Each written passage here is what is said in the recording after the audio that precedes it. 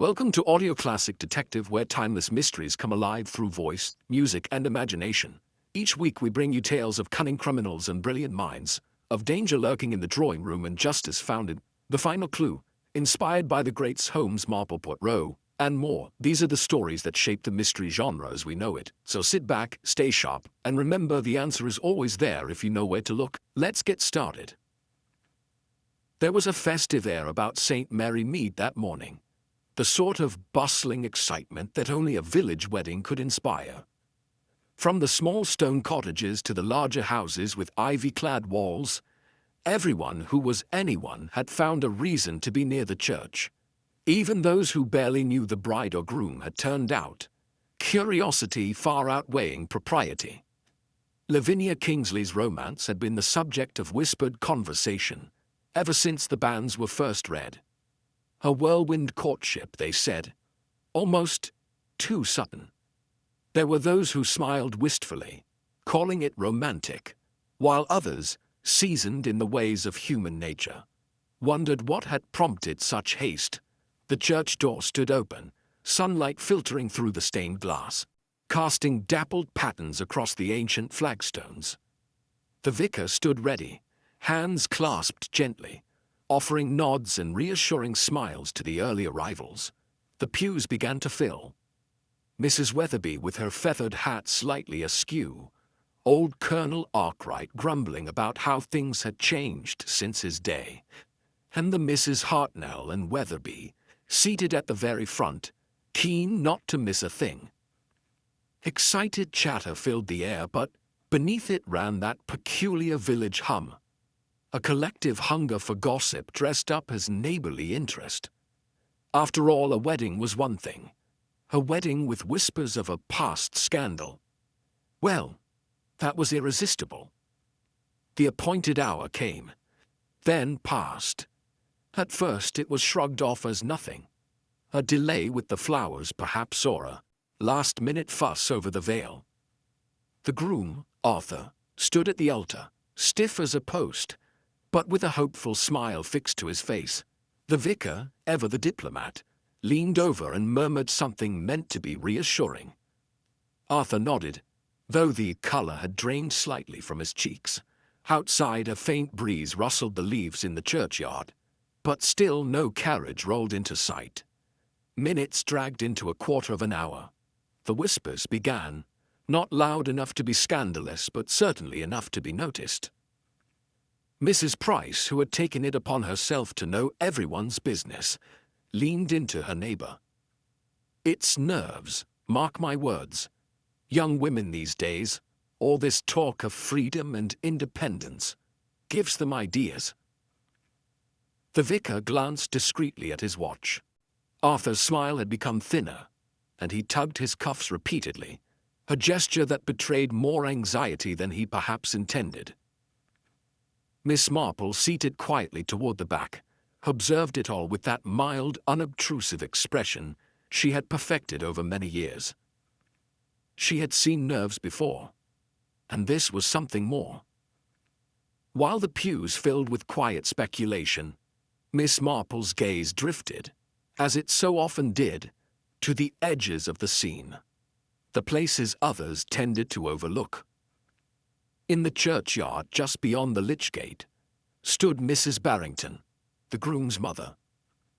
Her posture was rigid, the sort of stance one takes when holding back either tears or temper. Opposite her stood a woman Miss Marple did not recognize, younger, but with a face sharpened by worry, or perhaps defiance. They spoke in low, urgent tones, their gestures clipped and tense. Mrs. Barrington's gloved hand moved sharply, a single pointed gesture toward the village road. The younger woman shook her head, stepping closer. For a fleeting moment, Miss Marple caught a glimpse of the woman's face, turned toward the sun. Pale, drawn, but stubborn. It was all over in a moment. Mrs. Barrington turned sharply and walked toward the church door, smoothing her gloves with unnecessary force. The other woman lingered, watching her go, then disappeared down the lane, toward the inn. Miss Marple, from her discreet position near the rear pew, folded her hands neatly in her lap. She said nothing, of course, but, behind her gentle smile, her mind turned the first key in a lock she had not known existed an hour earlier. By now, the hum of conversation in the church had grown louder. Polite at first, then increasingly bold, as the delay stretched on. Perhaps the dress tore, someone suggested, or her hairdresser fainted. Those girls eat nothing but toast and air. Or perhaps, came the inevitable darker whisper, she's had second thoughts entirely. It was Mrs. Weatherby who gave voice to what they all suspected but dared not say too loudly. They say her first engagement ended in tragedy. Maybe the poor girls remembered it at the last moment. The speculation was self-sustaining now, feeding on fragments of gossip and invention alike. The vicar's reassuring smile was looking rather strained, and Arthur's hands had begun to tremble slightly, his cufflinks rattling faintly in the silence between whispers. Miss Marple, for her part, sat quietly, listening. Not just to the words, but to the tone beneath them, the eagerness, the hunger for drama, and the faint undercurrent of something less pleasant. In her experience, gossip often held a kernel of truth. Twisted, perhaps, but truth nonetheless. It would be easy, Miss Marple reflected, to assume this was a simple case of cold feet.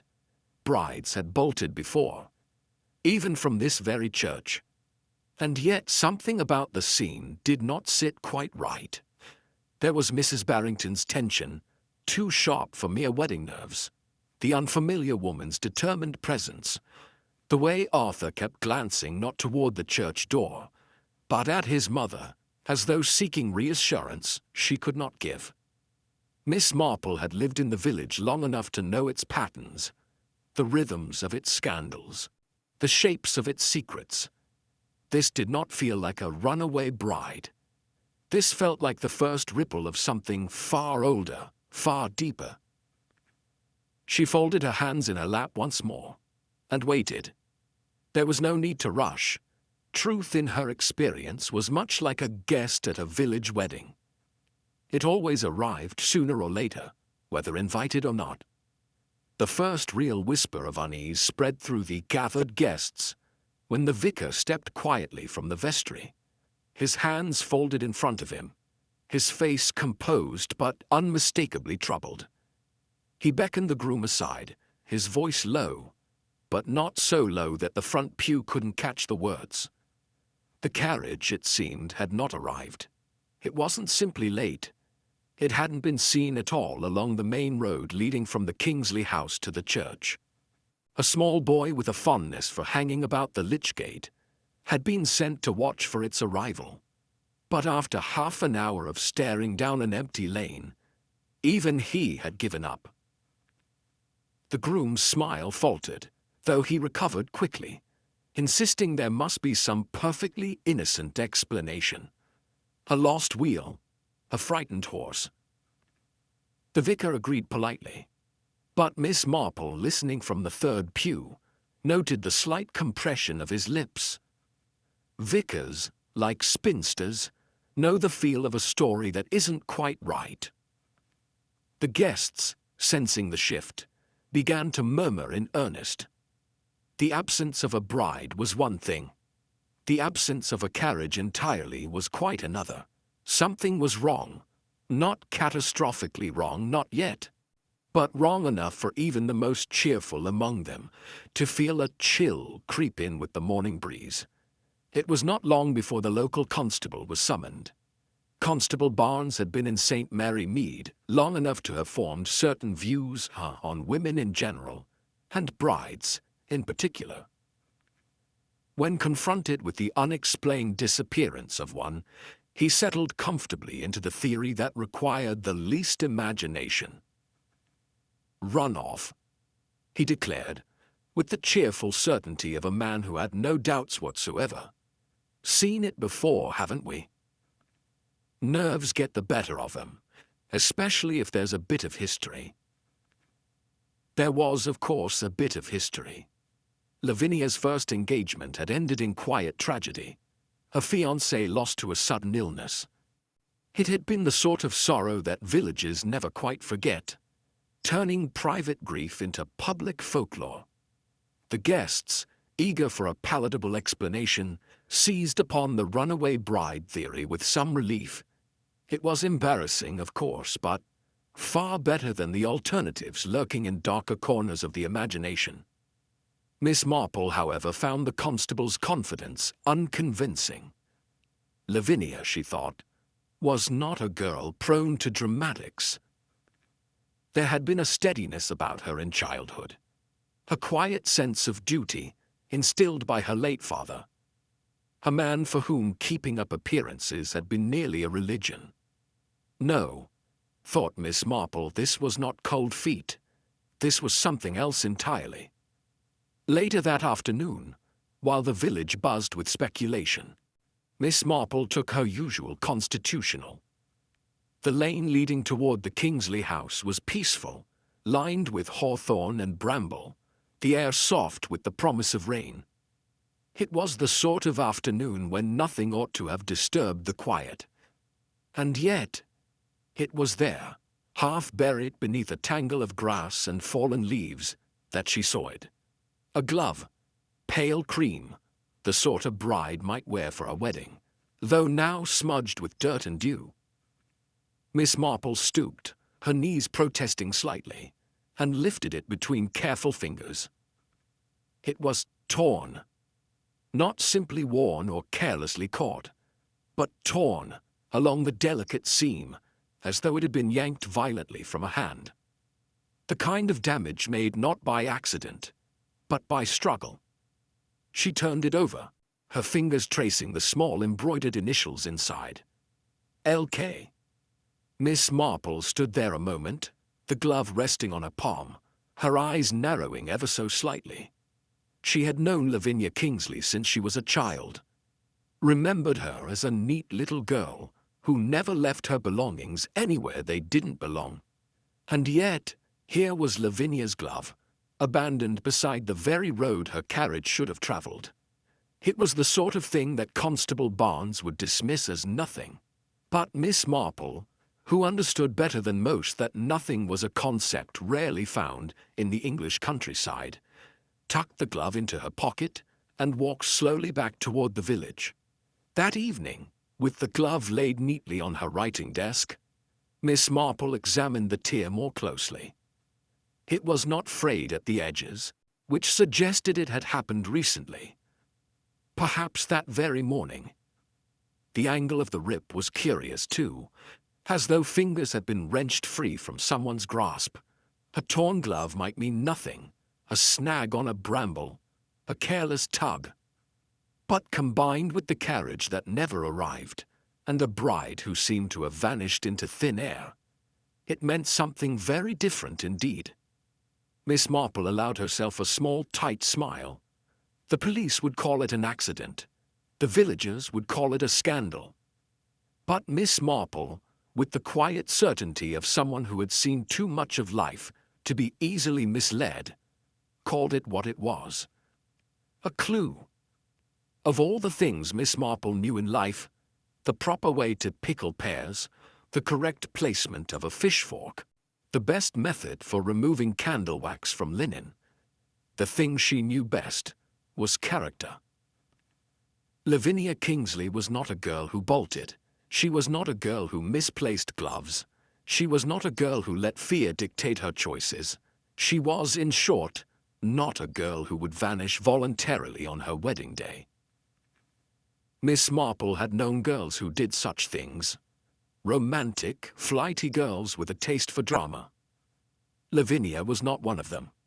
And so, with the evidence of a torn glove in her pocket and the weight of human nature on her side, Miss Marple concluded, quietly, calmly, and with absolute certainty, that something far darker than cold feet had occurred on that bright wedding morning in St. Mary Mead.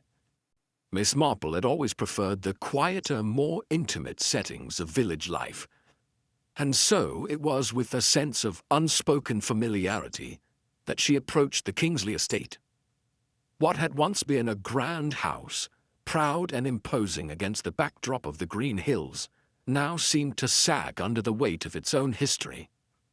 The ivy crawled up the stone walls, clinging like memories that refused to fade, while the windows, though large, appeared darkened, as if trying to block out something they could no longer escape.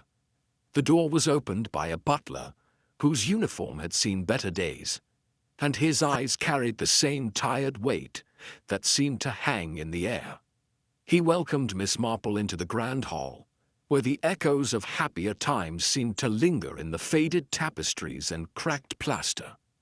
It wasn't hard to imagine the lively gatherings that had once filled these rooms. Yet now, it felt like the house itself was holding its breath, waiting for something, or someone, to give it a reason to breathe again. Inside, the atmosphere was thick with unspoken words. The groom's mother, Mrs. Barrington, stood near the fireplace, her back stiff as she greeted Miss Marple with a thin smile that didn't quite reach her eyes. Beside her, the groom's sister, Caroline, sat in a chair, her hands folded so tightly in her lap that her knuckles had turned white. A distant aunt, a rather eccentric woman, with a penchant for floral dresses, was perched near the window, gazing out as though she could see the solution to this mystery hidden in the garden. Each woman watched the others, not with the warm familiarity of family, but with something more guarded, more wary.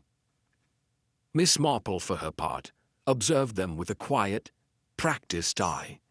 She could feel the tension in the room, thick as smoke, curling around the edges of their conversations. There were the typical questions of Lavinia's absence, of course, but beneath the surface, Miss Marple could sense something far deeper. A shared secret, perhaps, or a fear that someone in that very room was not what they appeared to be. It was the sort of household where nothing was ever truly said aloud, but everything was understood. And Miss Marple, with her calm and unhurried ways, was beginning to understand more than she had bargained for. The conversation, now shifting toward Lavinia's past, caught Miss Marple's attention. It was Mrs. Barrington who first brought up the subject, though she did so in a voice so careful, one might have thought it a delicate china cup she was handling, rather than a family history. "Lavinia," she began, her voice steady but not without a hint of something darker beneath it, "was once engaged to a man. A fine fellow by all accounts, but, alas, he passed away under suspicious circumstances." Caroline, seated by the fire, shifted uncomfortably. Miss Marple noticed the faintest flicker of something between the two women. Was it guilt, regret, or perhaps something more sinister? The aunt, meanwhile, hummed quietly to herself, seemingly lost in her own thoughts.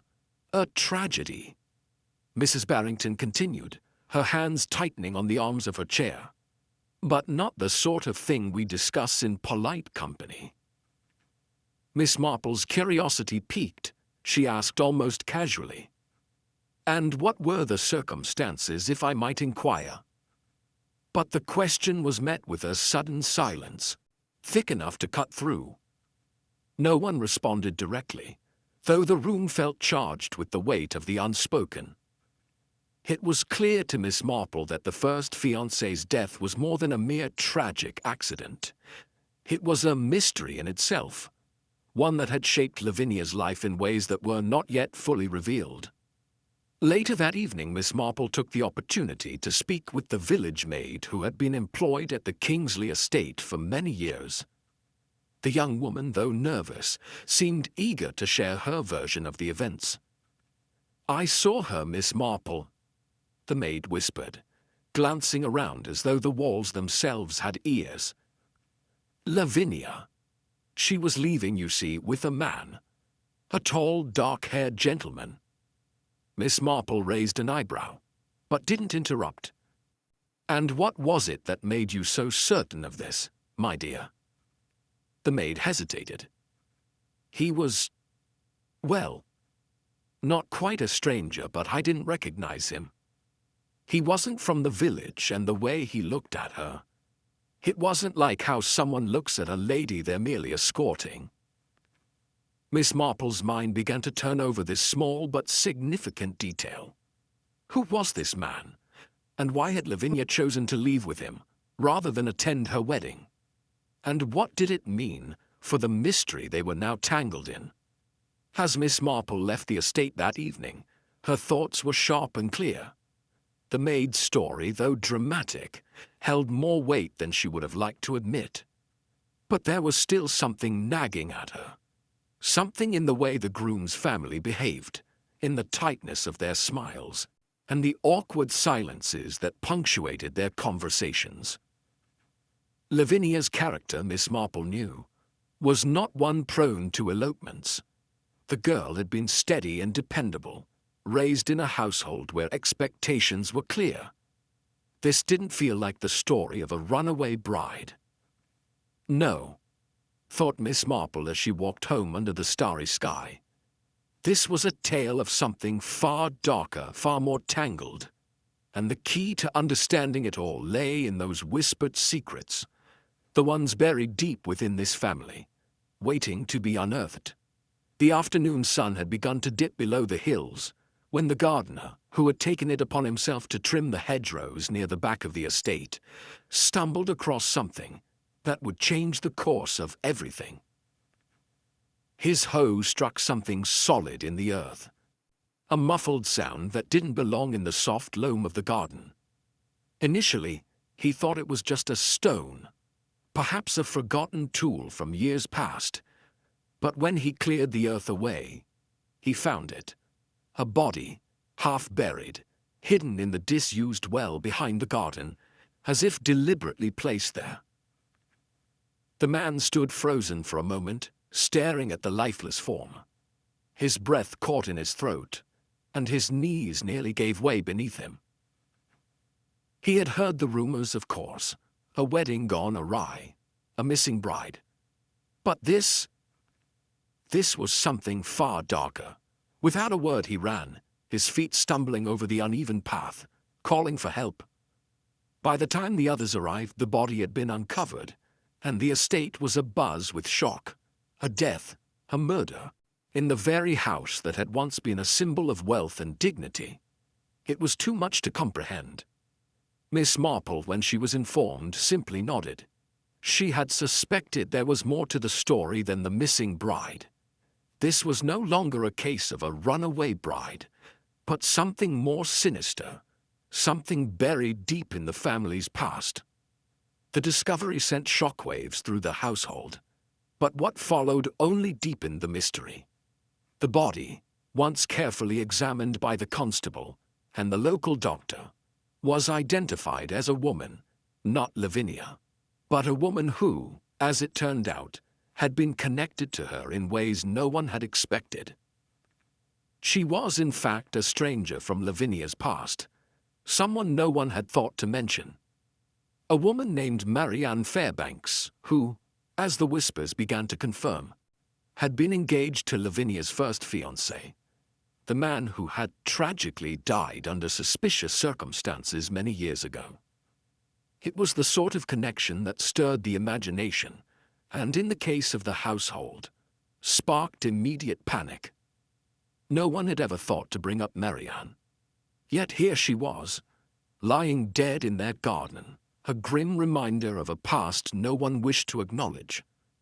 The constable's questions were met with silence. The house was filled with too many questions, but no answers. How had this woman, who had been thought lost to history, come to be involved in the wedding of Lavinia Kingsley?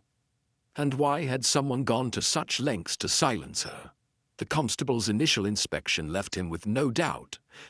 Marianne Fairbanks had died the night before the wedding. There was no question about the timing. The body had not been there long. The signs were clear. The death had occurred less than 24 hours prior, which raised the most chilling suspicion of all. This woman had been killed in the very moments leading up to Lavinia's wedding. For Miss Marple, this was the turning point. A death so neatly timed could not have been a coincidence. Someone had taken the life of a woman who had come to the estate with a purpose. A purpose that could only be tied to the secrets buried deep within the family.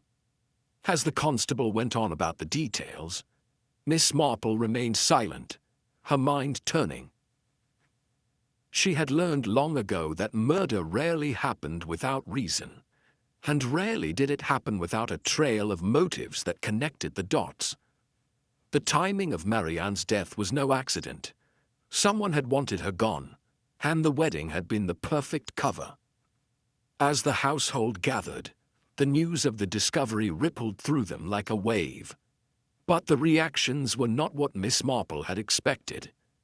She noticed the vicar's wife, Mrs. Barrington, the groom's mother, holding herself with a certain calm that, for some reason, struck Miss Marple as unnatural.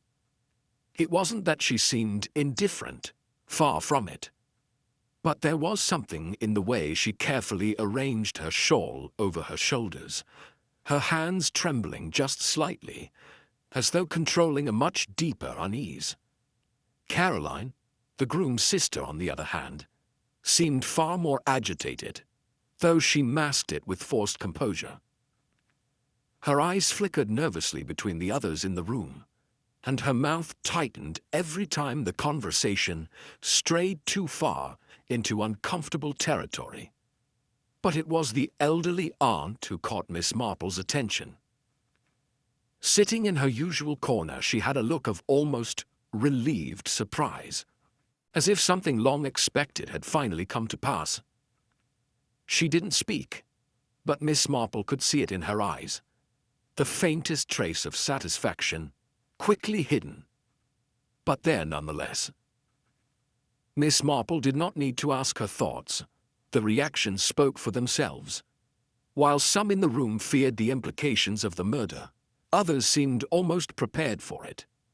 Miss Marple stood by the window, her hands folded neatly in front of her, as she surveyed the estate. The pieces were beginning to fall into place, and though it was still too early to draw any definitive conclusions, the pattern was clear.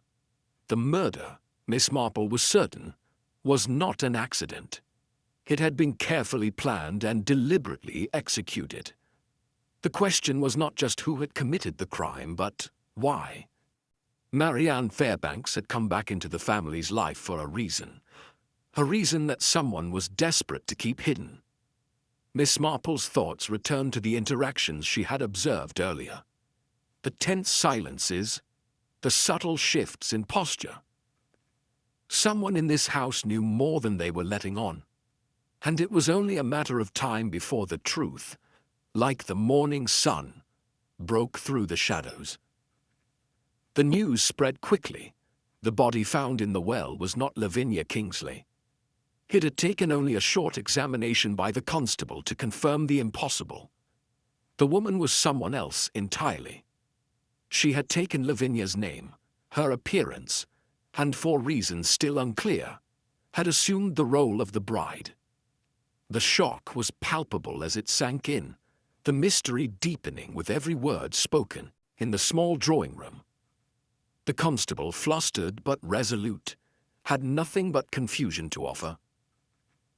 "I can't explain it, Miss Marple. She was a perfect match for the girl. But Lavinia's nowhere to be found. And now this?" He gestured vaguely toward the body, still covered and waiting to be taken away. Miss Marple, sitting quietly in the corner of the room, considered the situation with her usual calm. It was no coincidence. Someone had deliberately placed themselves in Lavinia's shoes. But why? And at what cost? A wedding, a seemingly simple affair, had turned into something much more sinister. Impersonation. She mused softly to herself. But what was she trying to hide? Miss Marple's thoughts turned over the facts. The impostor's motive was clear enough. Someone had taken Lavinia's place, assuming a role that was hers by right. But that only raised more questions. Who was this woman? And why go to such lengths? She had to have known that her deception, could not stand forever. Miss Marple's eyes flickered to the windows, as if searching for an answer in the garden beyond. The more she thought, the more she saw the delicate threads of the story becoming tangled. Her wedding was no ordinary event. Lavinia's marriage in particular carried with it expectations, hopes, and, as Miss Marple had already begun to suspect, a great deal of hidden history. The woman who had taken Lavinia's place had to have known about all that. She had to have known the consequences. Someone wanted to prevent this marriage. But what did they hope to gain? Miss Marple whispered to herself, her mind racing. Later that afternoon, Miss Marple found herself in the vicarage, sitting in front of a small, cluttered desk as the vicar rummaged through a drawer. He was muttering to himself, trying to locate something he couldn't quite remember. "Ah, here it is," he said, pulling out an old photo album with a cover that had begun to crack with age. As he flipped it open, Miss Marple's attention was drawn to a particular picture. Two young women, both named Lavinia.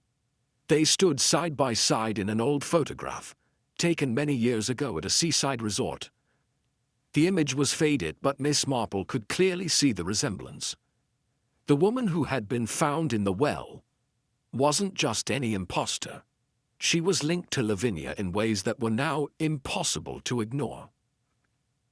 The vicar's hands trembled slightly as he pointed to the two figures in the photograph. It was said that they were very close, these two Lavinias. But there was a falling out. The details I never fully understood. Miss Marple leaned forward, her eyes narrowing with quiet curiosity. "Tell me, Reverend, what do you remember about this falling out?" The vicar shifted uncomfortably, his fingers tapping nervously on the edge of the photo album. "Well, it was years ago, and I don't think anyone in the village ever truly understood it. They were inseparable, these two young women. But then one day, it all changed. Lavinia's first fiancé was involved somehow, and there was tension. A rivalry, perhaps. But I don't know the full story. No one does. It was a quiet scandal, and no one ever spoke of it again." Miss Marple sat back in her chair, her mind racing. Rivalry, jealousy, and a hidden secret. They were all starting to make sense. The two Lavinias, the woman who had died, and the one still missing, had been linked by something far more than simple affection. There was history here, and that history had led to this tragic turn of events. "I see," Miss Marple said softly, her voice barely above a whisper. "And this rivalry, it must have been more than mere childish quarrels." Miss Marple's thought circled back to the most pressing question of all. If the impostor was dead and Lavinia remained missing, who was truly meant to marry the groom? Was it Lavinia? Or had the woman who had assumed her place been the real bride all along? It was a question that gnawed at Miss Marple, and as she sat there, listening to the vicar speak of past misunderstandings, she felt the weight of the puzzle settling into place. Someone had deliberately framed Lavinia as a runaway. But why? Was it to prevent a marriage? Or was there something deeper at play, something the family had been hiding for years? As the sun began to dip low in the sky, Miss Marple reflected on what she had learned so far. The pieces were scattered, but the answers were hidden in the past. There was something here, buried deep within this family, that someone had gone to great length to conceal. And she was certain that, with a little more time, she would uncover it. One clue at a time. Miss Marple had always known that, despite the appearances of tranquility, there was often far more than met the eye. As she arrived at the small village inn, nestled away from the main road, she found it just as she had expected. Quiet. Almost too quiet. The innkeeper, a stout man with a red face and suspicious eyes, had offered little information when Miss Marple had asked about the traveller from London. But her instincts told her the woman she sought was inside. When Miss Marple entered, she saw the figure immediately. A woman seated in the corner of the small, dimly lit room, her face pale, her eyes shadowed with fear. It was Lavinia. But this was no confident bride-to-be. This was a woman hiding from something, or someone. Lavinia's aunt's graceful posture was now hunched, as though she were trying to make herself as small as possible. Miss Marple approached with her usual calm demeanor, and Lavinia looked up, startled, but quickly composed herself. Her voice, when she spoke, was soft and strained, as if the words had been held back for too long. I never wanted any of this," Lavinia murmured, her hands trembling as she gripped her shawl tightly. The innkeeper had quietly left them alone, leaving Miss Marple and Lavinia in the small, cluttered room. Lavinia's hands shook as she poured tea, her actions almost mechanical. The silence between them was thick with unspoken words, but Miss Marple knew better than to press too quickly. She had learned that it was often the quietest moments that revealed the most. Lavinia's eyes darted nervously toward the door before she finally spoke, her voice barely above a whisper. Someone told me not to go through with the wedding. They said, if I did, I wouldn't leave that church alive. A chill ran through Miss Marple at the gravity of the admission. It wasn't cold feet that had caused Lavinia's disappearance. It was fear. Fear of someone who had the power to carry out such a threat. Lavinia's eyes flickered with the memory of the warning. I didn't know what to do. I couldn't risk it. Not for a man I barely knew. Not with everything I've... Miss Marple nodded quietly, letting the words hang in the air. She had suspected as much. This was no runaway bride. This was something far darker. Miss Marple gently placed her cup down, watching Lavinia with a quiet, unhurried gaze. What do you mean by everything you've... Lavinia hesitated, the weight of the past pressing down on her. There was someone before, a man I was involved with, years ago. Her voice faltered, and she looked down at her trembling hands. Miss Marple waited.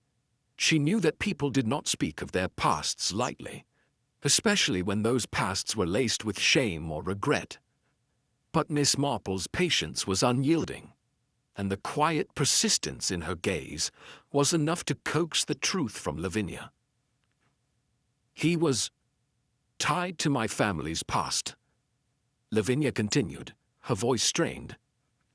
He was a man my parents never approved of. They made sure we never saw each other again. But it didn't stop me from loving him.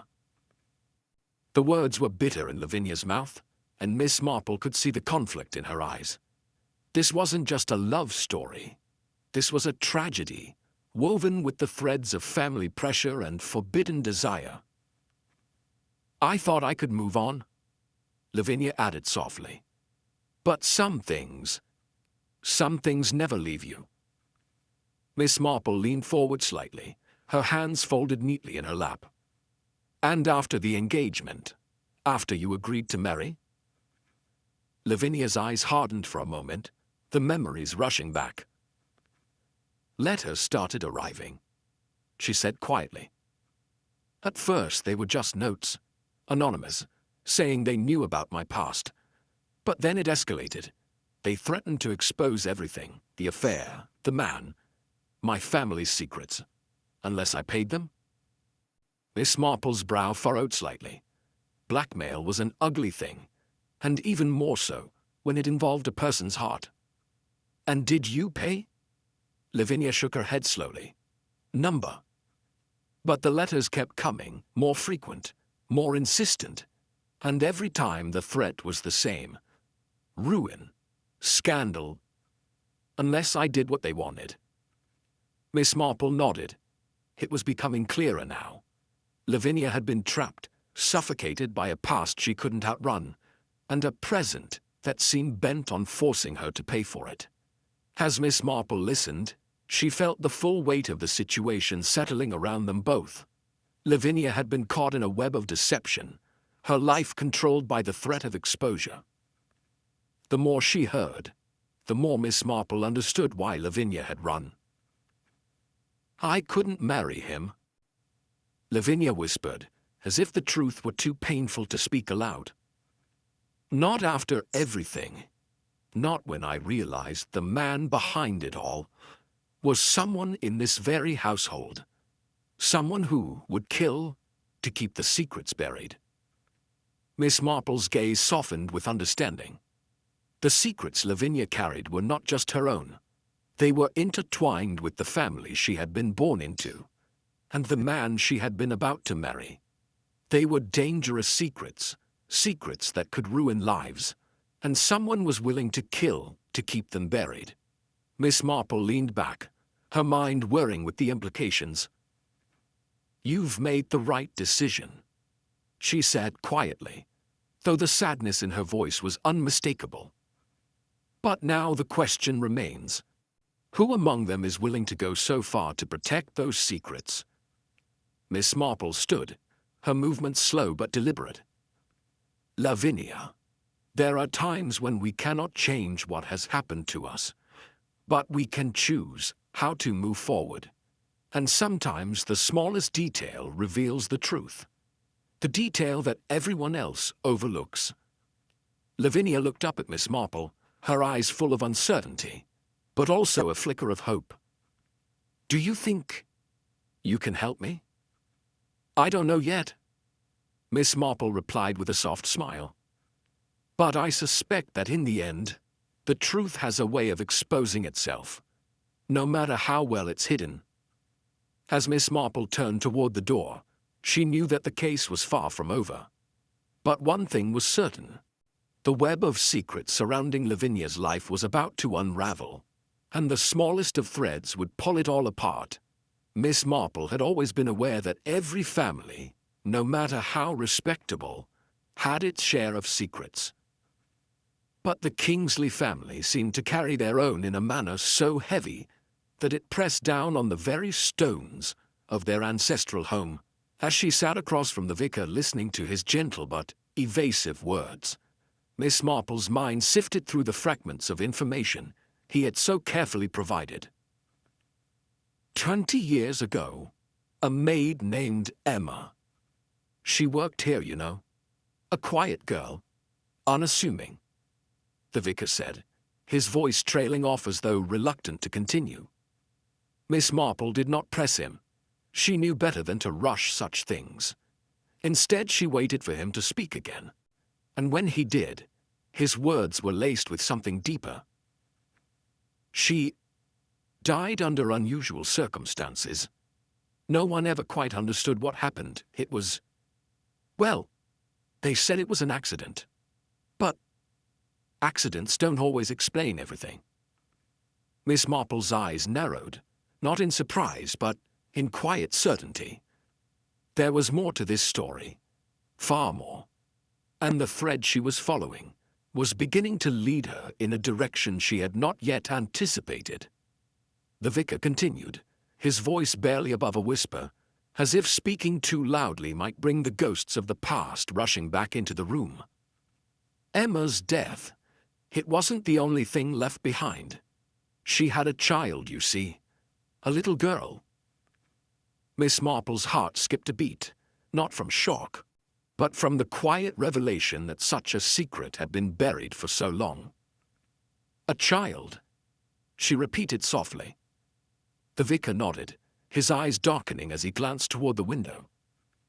"A child no one spoke of. The family. They made sure she was never mentioned again.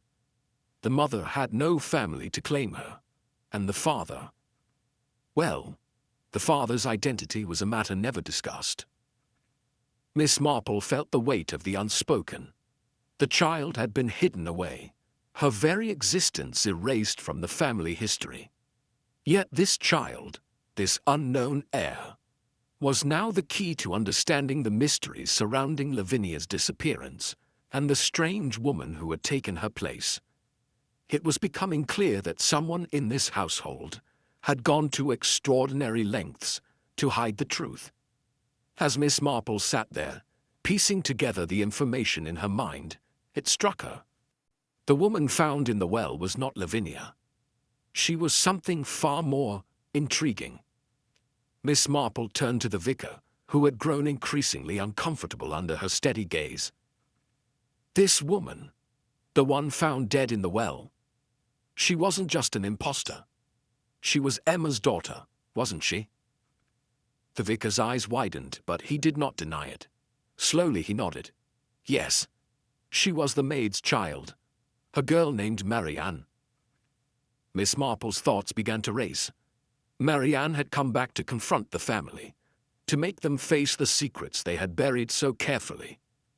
She had taken Lavinia's place, perhaps hoping to claim the life that should have been hers by birthright, but had been stolen away by the family's shame. This was not a random act, Miss Marple murmured almost to herself. This was a deliberate choice, a woman returning to unearth the past, and to force the family to acknowledge what they had tried to bury. As Miss Marple considered the implications of Marianne's return, another piece of the puzzle fell into place. The mysterious man who had been seen with Lavinia, the one her family had feared, was no mere lover. He was a private investigator, someone hired by Lavinia herself. I'm afraid we all misunderstood the situation, the vicar admitted with a sigh, his face pale. Lavinia wasn't just running away from her wedding. She was running from something far more dangerous.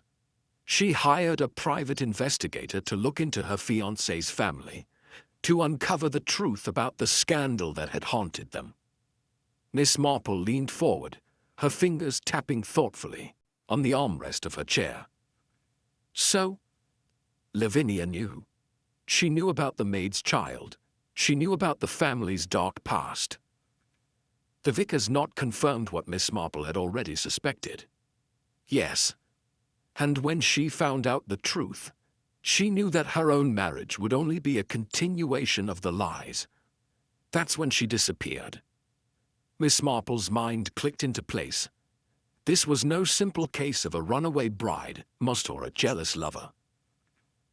This was the result of a family scandal that had been carefully hidden for years. A scandal so dangerous that it had claimed a life and was now threatening to destroy everything in its wake. The death of Marianne, Miss Marple murmured, was not just a tragedy. It was a cover-up. The vicar's face grew pale. You believe someone in this house killed her to keep the secret hidden? Miss Marple's voice was quiet but firm. I do. And I believe that the murder was an attempt to silence the truth, to protect the family from the scandal that had plagued them for so long. The vicar said nothing, but Miss Marple could see the fear in his eyes. The truth was unraveling, and the family's quiet desperation was beginning to show. Each member of that household was complicit in a history that had bred murder, and now they would all have to face it. Miss Marple rose from her chair, her mind filled with the tangled web of lies, deceit, and murder that had ensnared the Kingsley family. The silence in the room was oppressive, as though the walls themselves were holding their breath. Do you see it now, Reverend? She asked softly. This family, so intent on protecting its name, has been hiding a legacy of shame, and in doing so, they have allowed the past to consume them. They are all complicit in what happened. The vicar looked down, his hands trembling. But what can we do now? Can we ever undo the damage? Miss Marple gave him a quiet, knowing smile.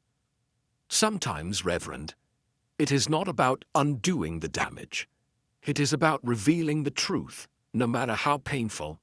And in the end, it is the truth that will set us free. As she turned to leave, she knew that the final pieces of the puzzle were within reach. The Kingsleys would have to face their past, and only then could the true story be told. The afternoon was quiet at the vicarage, the sort of tranquil stillness that only a cup of tea shared between old friends could bring.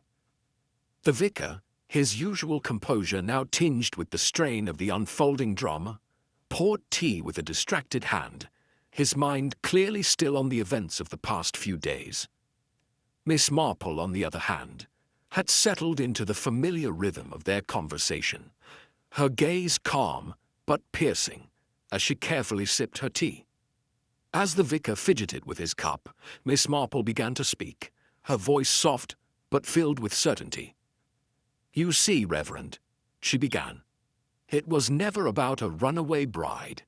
It was about fear and secrets, secrets that someone thought they could bury, but which ended up destroying everything." She paused, allowing the weight of her words to settle. The vicar glanced up at her, his expression pained, as if the truth she spoke was slowly dawning on him in full. "You see, I've reconstructed the entire affair," Miss Marple continued, her tone measured and deliberate. "And everything, every move, every decision, was made not out of love or happiness, but out of desperation to keep a family's dishonor from being exposed." Miss Marple's gaze softened slightly as she continued, her observations clear and precise. "The mistake was made by the groom's mother, Mrs. Barrington. She believed the woman in the well, the impostor bride, was Lavinia herself.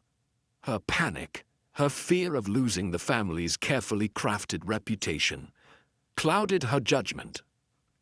The vicar's hands trembled as he set his cup down. "So, she killed her?" "Yes," Miss Marple replied quietly. "She mistook the woman for the real Lavinia, and in a frantic effort to protect the family's honor, took matters into her own hands. She thought she was protecting her son's future, but in doing so, she sealed their fate." The vicar looked horrified, his face ashen. "But how could she have been so mistaken?" "Desperation can make a person see things through a veil of delusion," Miss Marple explained. "In her mind, the impostor was a threat she had to eliminate to protect everything she held dear." Miss Marple's voice grew firmer, her observations cutting through the confusion. "And then there was Caroline, the groom's sister. She had been blackmailing Lavinia for months, exploiting a youthful scandal that the family had long hoped to bury." The vicar flinched at the mention of the blackmail, his face clouded with disbelief. "Blackmail? Caroline?" Miss Marple nodded. "Yes. She knew about the affair Lavinia had, the one that no one spoke of. She used that knowledge to manipulate Lavinia, demanding money and influence in exchange for her silence." The vicar's face grew pale. "But why would she do such a thing?" Miss Marple's voice was steady. "Power, Reverend, fear, money. It was all about control. Caroline saw an opportunity to gain power over Lavinia, and she took it. But, in the end, it only made the situation more dangerous, for both Lavinia and the family." Miss Marple leaned back in her chair, her eyes thoughtful. "And as for the runaway bride, well, that was the illusion, wasn't it? A carefully staged performance to cover up the murder and protect the family's name." The vicar swallowed hard, his eyes wide. "You mean Lavinia wasn't running away at all?" "No," Miss Marple replied, her voice soft but firm. "Lavinia was never going to leave. She was coerced into fleeing, forced to play the role of a runaway bride to cover up the truth. It was a ruse, a lie to protect a family that had too many secrets to keep." The vicar's head sank into his hands. "I never saw it. How could I not have seen it?" "Sometimes, Reverend," Miss Marple said gently, the most obvious truths are the hardest to see when we're too close to them. Miss Marple's gaze turned reflective as she continued. What struck me, as I pieced everything together, was how often village families bury their scandals. They think they can keep them hidden, contained, but those secrets have a way of festering.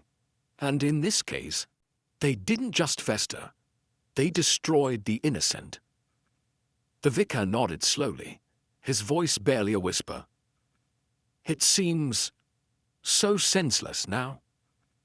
It always does, Miss Marple replied softly. But there is a cost to keeping secrets. In this case, it cost a life, and it nearly cost another. She paused, her thoughts turning inward.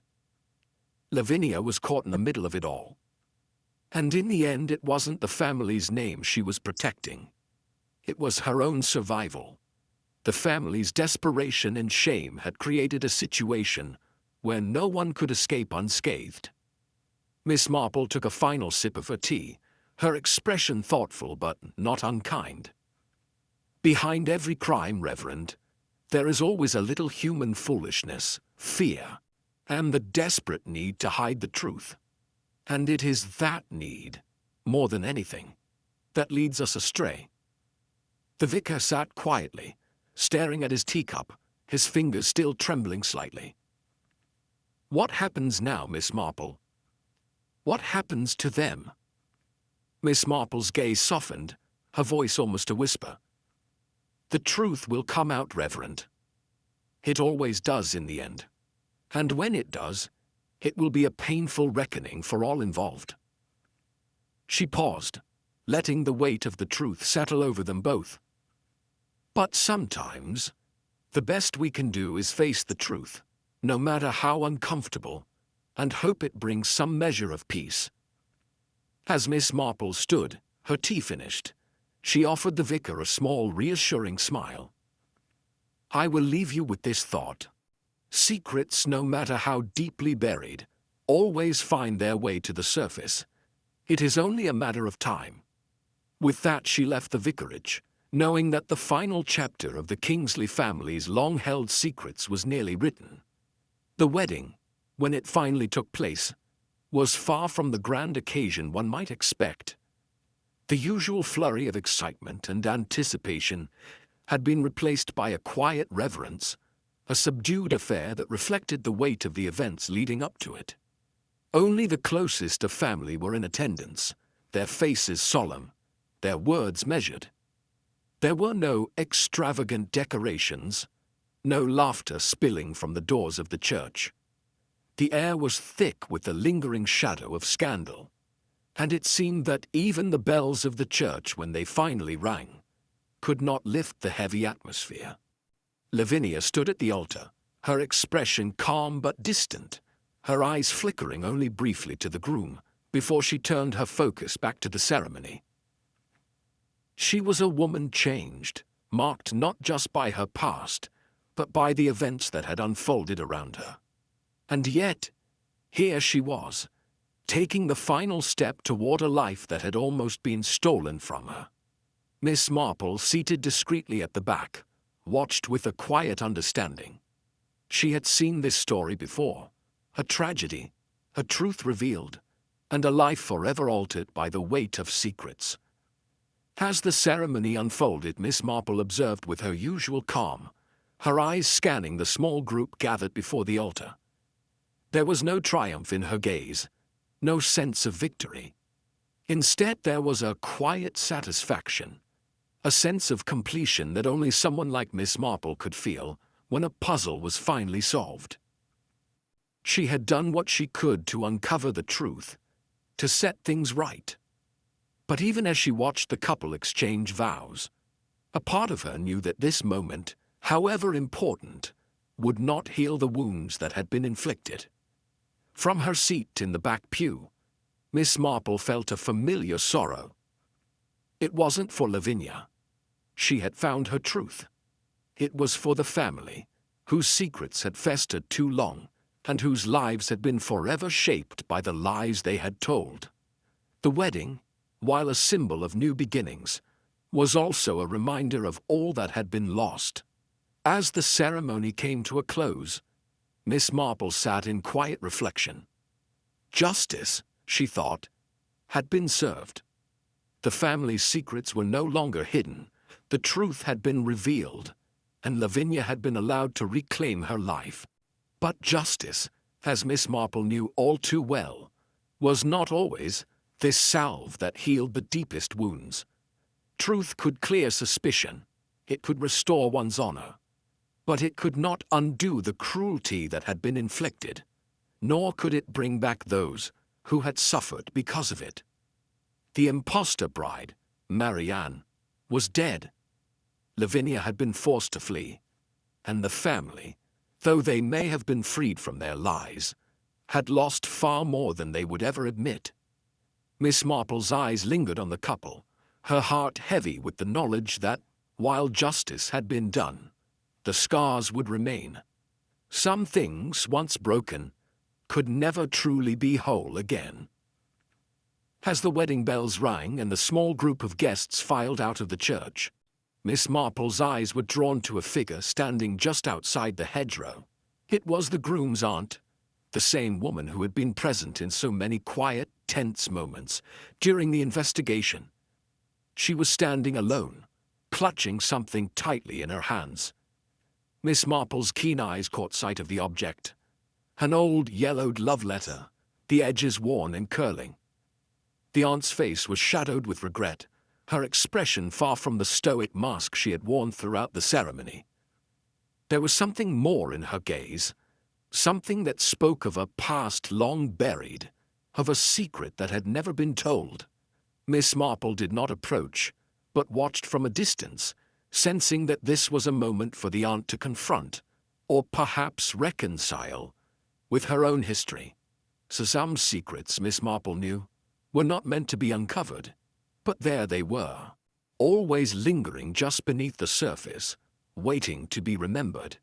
As Miss Marple walked away from the church, the cool evening air brushing against her face, she allowed herself a faint smile.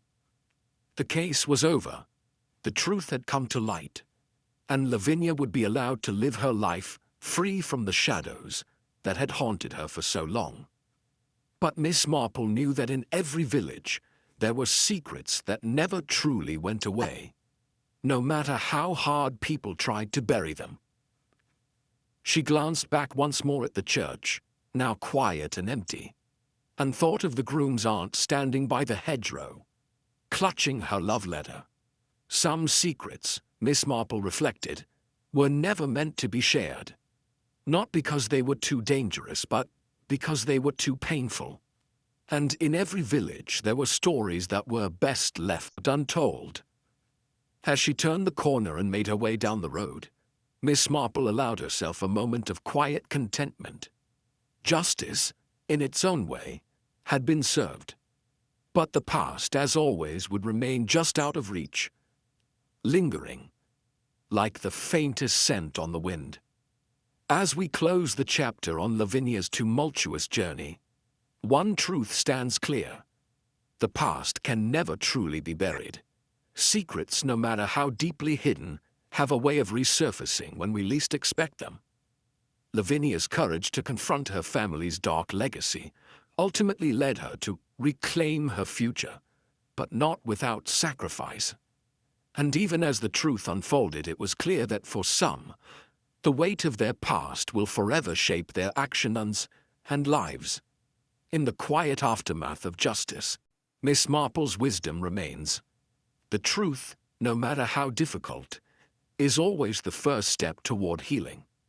But, as we've seen, even the most painful truths can't always heal the wounds they uncover. What happens when the truth sets us free, but the cost is greater than we imagined? What do you think would have happened if Lavinia had never returned to confront her family's secrets? Could she have lived a life free of fear? And that concludes today's journey into the shadows of mystery and deduction. What did you think of this case? Did you see the twist coming, or did it catch you by surprise? Share your theories and favorite moments in the comments below. Love to hear your take. And if you're craving more thrilling detective tales, don't forget to like this video, subscribe, and hit the bell so you never miss the next mystery. Until then, stay curious. The next clue might be closer than you think.